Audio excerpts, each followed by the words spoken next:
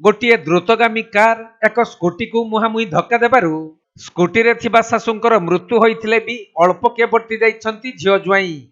तेणु उत्त्यक्त लोक माने क्षतिपूरण दाबी करी जातीय राजपथ अवरोध करिसंती। एपरी एक मर्मन्तुत सड़क दुर्घटना घटिछि ढेंकानाल जिला कामाख्यानगर थाना 53 नंबर जातीय राजपथर मुक्तापसी मेडिकल छक निकटरे। मृत महिला जनक परजंग थाना कंकिली गाँव रंजुलता विश्वाल होइथिबा बेले से निज ज्वाई और झियो सहित बड़झरा गाँव कंकिली गाँ को फेरुथिले।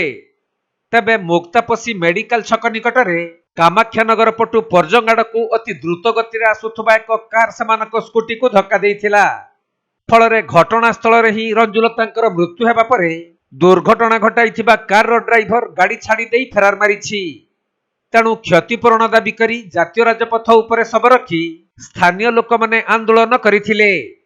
जहाकु नै दुर्घटनास्थल रे उत्तेजना प्रकाश पाइथिबार खबर पाई कामाख्यानगर पुलिस पहुंची उत्त्यक्त लोकंको बुझासुझा करुछंती।